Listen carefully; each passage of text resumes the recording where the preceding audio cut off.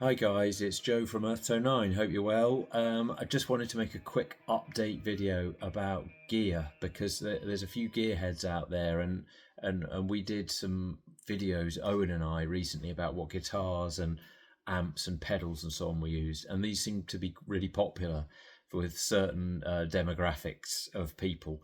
So I thought I'd do a quick update regarding that, because in my little video I was using the Black Star Amp 3 pedal, which has been brilliant. So it's basically, it removes the need to lug cabs and big amp heads around with you. It's all in one unit, the kind of effects and the amplifier, which is handy when you're advanced in years and you've got gaffer tape and lolly sticks holding your spine together, you know. I should probably also point out that we're not gear snobs or anything like that. You know, if it works for you, then use it. You know, brands and the cost of things to me is irrelevant. You know, if it sounds good, then it is good. But if amps and cabs are your thing, and you know, a big rack of effects, stuff like that, I mean, as long as it sounds good to you and you can feasibly fit it in the boot of a Fiat Panda, then you know, that's all fine as well. But for me, I think simplicity and ease of use is my thing. Simple things for simple folk, you know. In fact, I'm the kind of mayor of simpleton when it comes to this sort of stuff. So that's been great. However, at one of the gigs we did this year, we had some technical issues with one of the amps. We didn't have a spare, and following that incident, which involved a bit of a lengthy delay on stage with, you know, while we tried to figure out what to do to remedy the situation, Owen said, you know, we should get a spare unit and just have it ready on standby so we can switch if we get a problem technically with one of the units. So Owen went and got this as a spare, which is the Valeton GP-200. It's still plugged in and everything, so I hope that you can see that okay. It was relatively inexpensive and it worked really well in rehearsal, so I ended up using it preferably over the Amp 3 pedal, and it worked really well at the recent Uprising gig in Leicester that we did. So I thought I'd say a few words about the pedal and how good it is, and some of the things about it that I preferred live, for the way we use it anyway. I should sort of preface anything else I'm about to say with the fact that we're not paid, we're not sponsored to say any of this. We didn't get any freebies.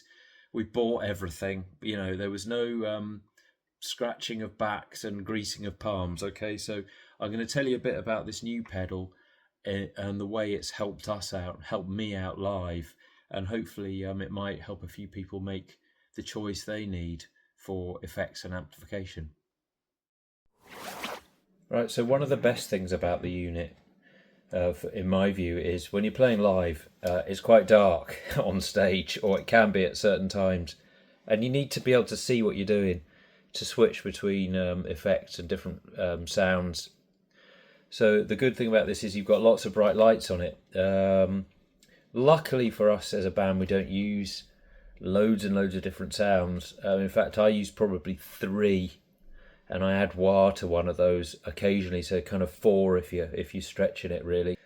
Speaking about wah, the good thing about this unit compared to the Black Star unit is this has actually got a built-in wah pedal. So most of the time this will be a volume control, so you can turn your sound right down at certain points when you want to be nice and quiet between songs or whatever. But it's got, as you can see, it's got a little green light at the top here. That means that your wah pedal is not functioning. It's just acting as a boost, a volume pedal. And when you hit that pedal at the front there, it goes red, so that's into wah mode. So you've got that, which I never had a wah pedal built into anything. So that's good. The flashing light here enables you to tune your guitar between songs. Again, this is all built in, where I had a separate tuner before. So if I hold that down with my foot normally, obviously, I get a little screen coming up, and that tells me what note I'm playing on what string, so I can tune accordingly. So that's nice and handy, and it's easy to read as well when it's, again, in the dark and it's far away down by your feet somewhere. So if we come out of that, back into it, we've got main rhythm setting, which is our left hand pedal here.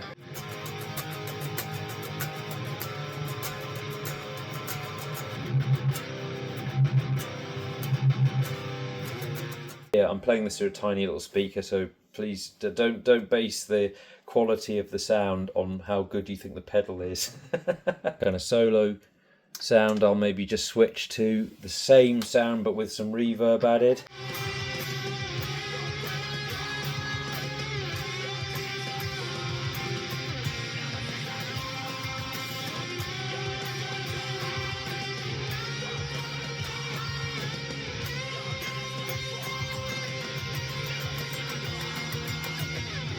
Okay, I better put my wah on for this bit.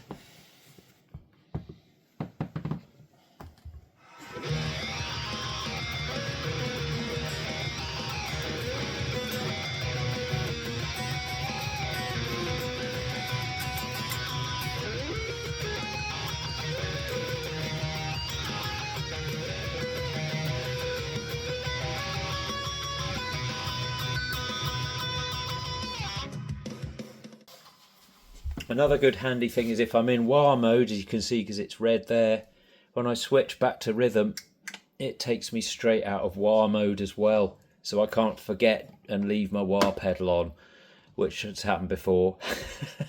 You name the mistake, I've done it before. Okay, and then further down the line here we've got a third. On the way, that's like a kind of semi-distorted.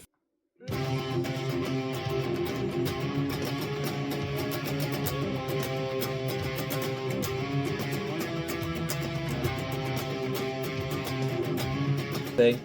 And then Endless Dream, I haven't renamed that one, it's still the original preset name, Endless Dream.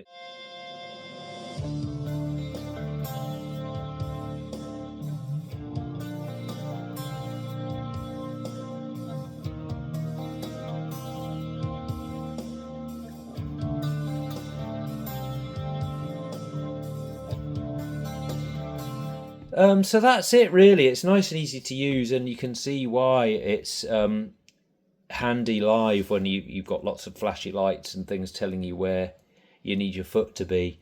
You can scroll between more banks of sounds if you need 50 sounds, and it's been quite easy to program as well. Okay, I hope this has been useful. If you're not a gearhead and you hate all this technical crap, then I do apologise. Sorry, not sorry. So yeah, thanks for watching. If you're into that kind of technical kind of guitar stuff, and people do often ask us what gear we use, and so some people will find it interesting, I'm sure. If you haven't, well, just wait for the next video to come along, and hopefully there'll be something for you. Okay, bye just now.